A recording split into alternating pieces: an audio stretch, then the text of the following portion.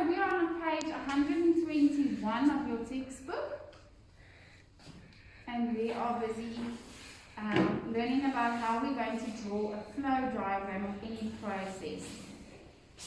So let's read through the information and then we'll do the first one as an example on the board together, okay?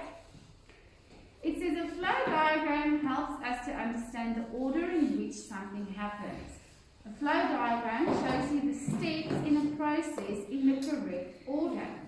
The energy chains that you drew in topic 10 are examples of flow diagrams. A flow diagram can also be used to show how energy is transferred from a source to where it is needed. How to draw a flow diagram. Write the steps that show the order in which something happens. You can write them down on the page or across the page. Then you draw a shape around each step. It can be a circle, a square, or a rectangle. This makes each step easy to see. And then we have draw arrows between each step. Look at the flow diagram below. It shows how an electric light works. So we start with the first one in our example, is turn the light switch on. That's the first part of my process.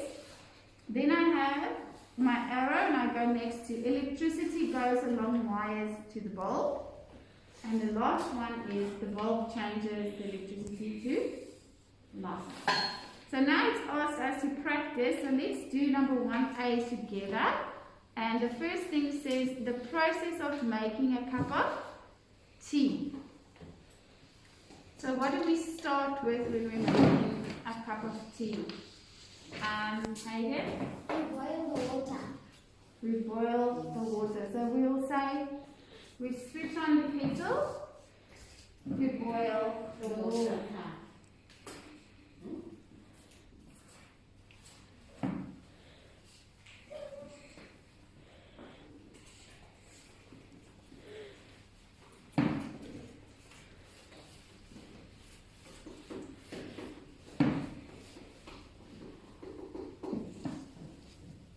Okay, what is my next process? What should we do? You can do it afterwards, but I think sometimes for spacing it would be better.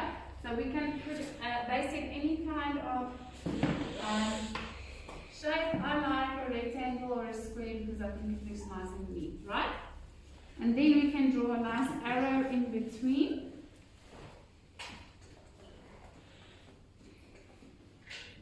Okay, what's next? Angela? Get a cup. Get a cup. Okay, I think get a cup is a bit short. We can add a bit more to it. So we can say, fill a cup. Pour the water, the boiled water into the cup. Do you put the water before you put the tea bag? Yes. Ah, okay, now well, everybody can make tea differently. It's different for everybody. So switch on the kettle to boil the water. Now we can say,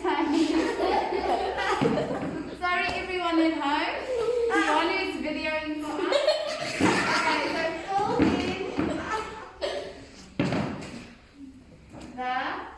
fill in look at me now, alright. You guys are distracting me because you're so funny, alright.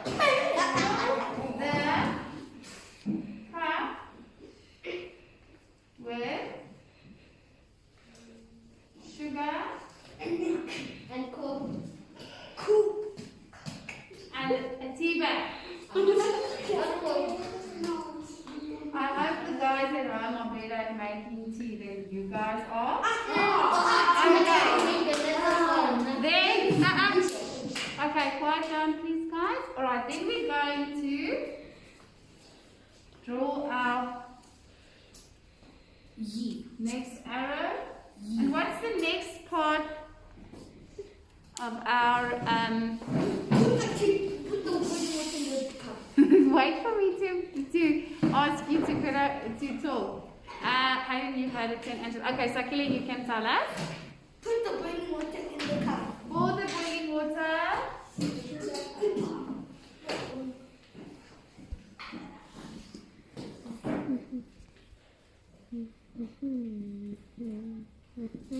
Into the cup.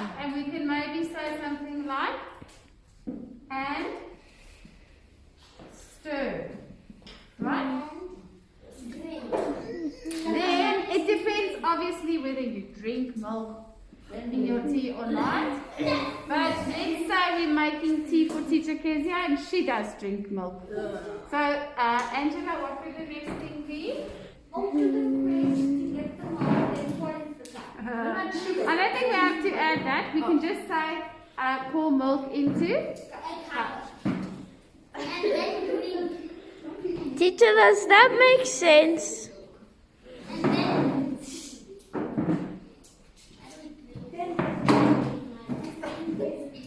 Okay, guys, please quiet down. Can we move backwards? Alright, so pour the milk into the cup and Drink. okay, there is no quiet down now, please. There is no limit on how many processes or parts of a process we can have. Okay. Do you want to get the board in so that everybody at home can see?